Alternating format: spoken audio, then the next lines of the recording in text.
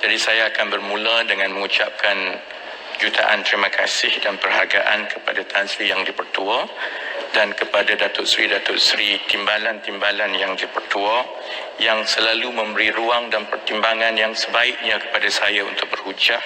Saya berdoa Dewan ini akan lebih dimuliakan dalam masa-masa yang akan datang. Saya juga ingin meminta maaf sekiranya kritikan saya yang pedas kepada pihak kerajaan selama 5 tahun yang lepas di dalam Dewan yang mulia ini ada yang melukakan hati ahli-ahli Dewan di sebelah sana.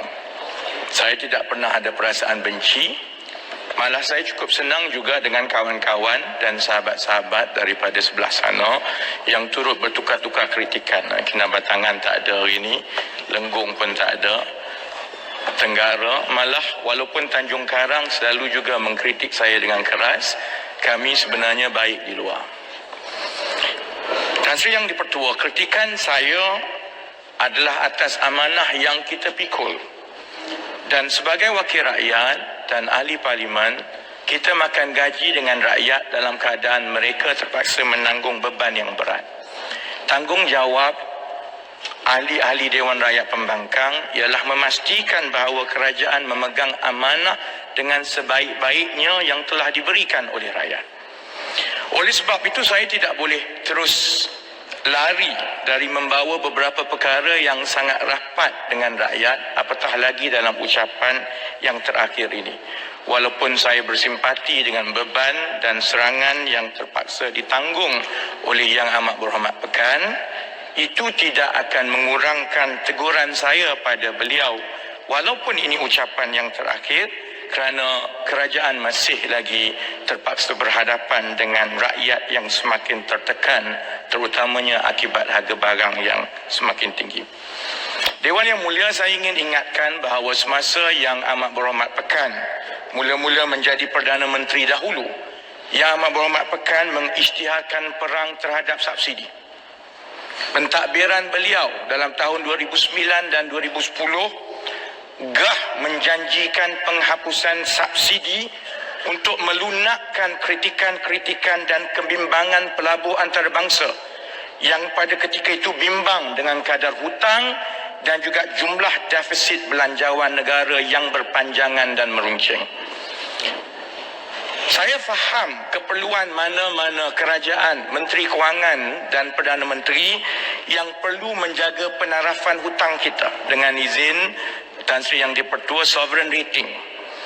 Kerana penarafan hutang itu akan mempengaruhi kadar faedah yang akan dibayar oleh kerajaan ke atas hutang yang telah diambil dan hutang yang bakal diambil oleh kerajaan.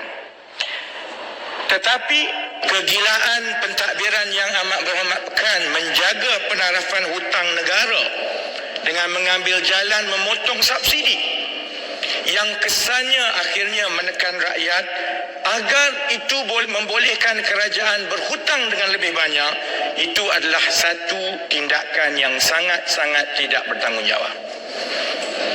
Saya ingin mengingatkan Dewan Yang Mulia, dalam tempoh 6 tahun Yang Amat Berhormat Pekan menjadi Perdana Menteri, beliau telah menghapuskan subsidi makanan asas atau merubahnya, baik beras, baik gandum, baik gula, baik minyak masak.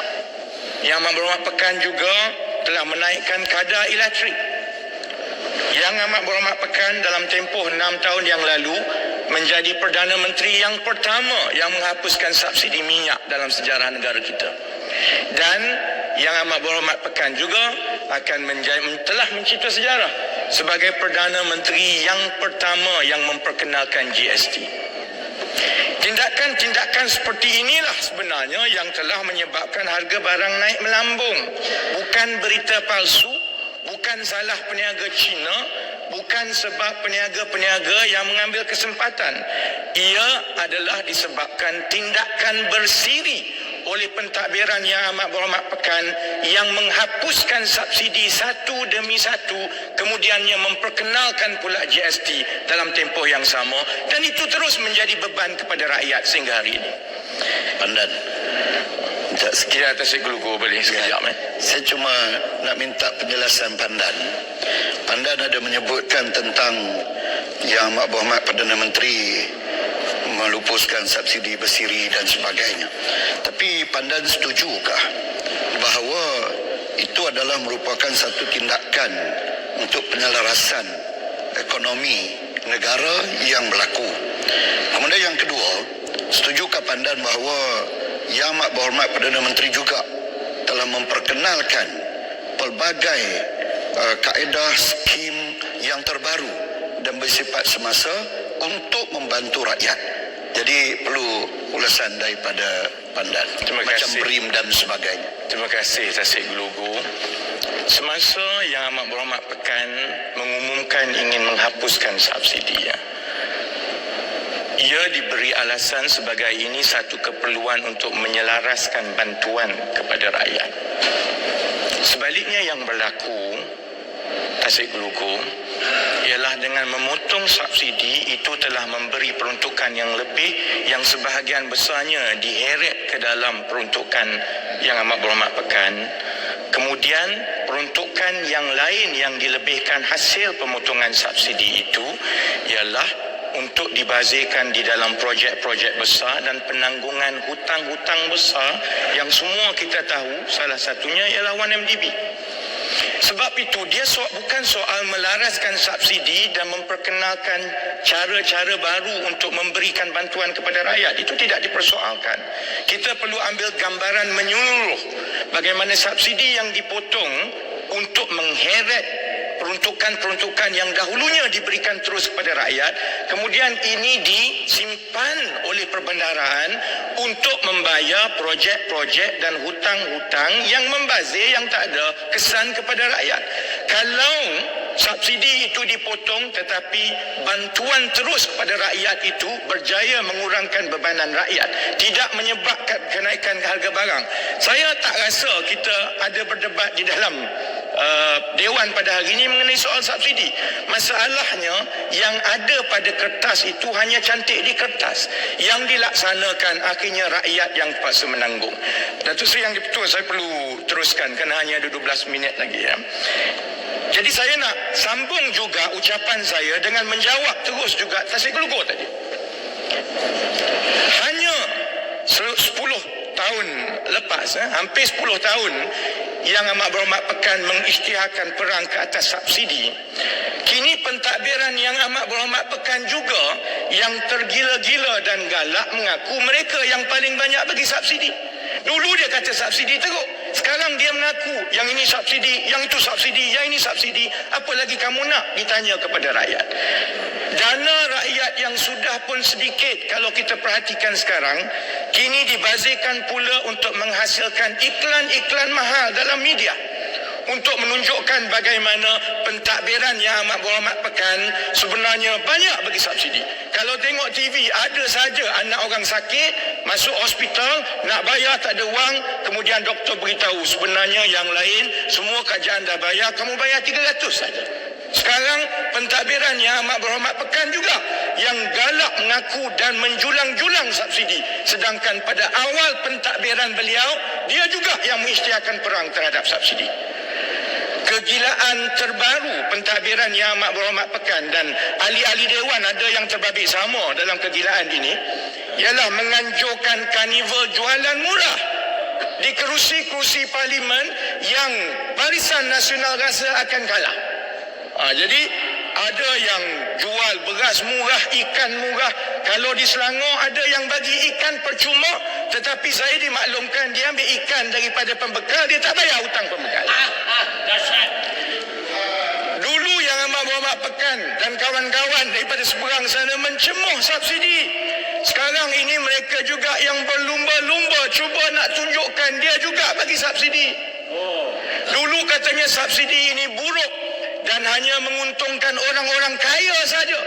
Sekarang ini ada sahabat-sahabat dari seberang sana yang buat kempen cuba bagi petrol percuma untuk menang pilihan raya. Saya, Tan Sri Yang di-Pertua, saya berpandangan terbuka. Saya sebenarnya menggalakkan semua menteri-menteri, semua ahli-ahli Dewan Wakil Rakyat dalam tempoh 6 minggu sebelum pilihan raya ini, bagi beras, bagi gula, bagi garam, bagi sayur, bagi ikan, bagi minyak percuma untuk menang dekat-dekat pilihan raya. Tak apa, kerana yang akan bagus menerimanya ialah rakyat. Cuma saya nak bagi amaran, pakai duit sendiri, jangan pakai duit peruntukan kementerian dan jabatan-jabatan. Tan Sri Yang di-Pertua, saya nak kembali kepada isu pokok, iaitu pentadbiran ekonomi di bawah Yang Amat Berhormat Pekan.